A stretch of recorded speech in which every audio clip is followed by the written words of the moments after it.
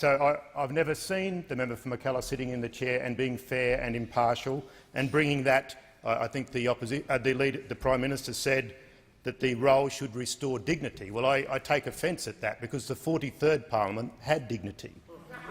Just because you didn't act in a dignified way does not mean that the Parliament didn't have dignity. Now, when we unpack democracy, when we unpack democracy, we could look at what the members have done. Well, and then it has also been suggested, I'm sorry to say this, member for McEwen, that perhaps you are not as, maybe we should support the member for Mackellar for the sisterhood rather than the member for McEwen. You have a Y chromosome. She doesn't. So let's have a look. There is a saying that the head slave whips the hardest. Let's have a look at how the member for Mackellar has treated the sisterhood when given the opportunity. When given the opportunity to stand out in front of a poster out front of this place saying "ditch the witch," to saying "Julia, Bob Brown's bitch," what did she do? Did she apologise? Did she apologise for that? Never. Never apologised for that. And she actually said the people that had those signs were good, decent Australians. This is the fact. That's the fact. We're about to make a decision about the democracy in this place. I think very seriously about these decisions. So, but the humour of someone in the chair needs to have a touch of self-deprecation about it.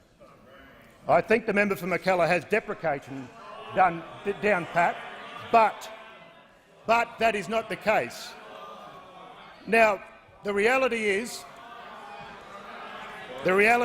we should choose the member for McEwen for the sake of democracy in this chamber.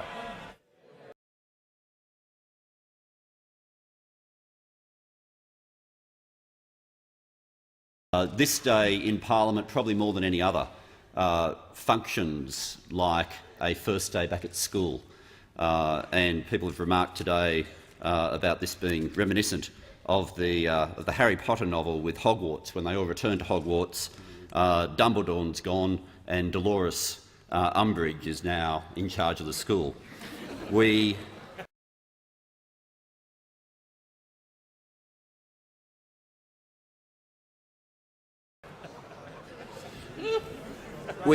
I care passionately for its traditions.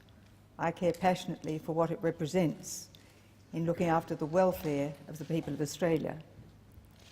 And so when we talk about a need for more decorum, what I hope from that is that the people of Australia may see us as upholding their interests in a better way.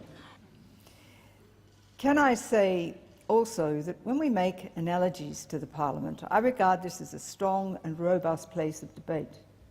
It's not a classroom, it's not a polite debating society. It is a place where we fight for ideas. And the width of that table is symbolic in that we don't use weapons and we don't use either swords or fisticuffs. But we do use words, and sometimes we use them harshly, and we have standing orders that apply to that. But I do hope that as we go forward in this Parliament, that we will raise our stakes in the eyes of the people for the peace, order and good government of the people of Australia.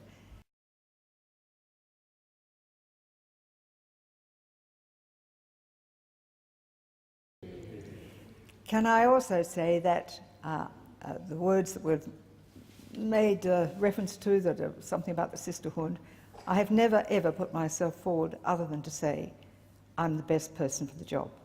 I hope that is the reason that 93 people voted for me today.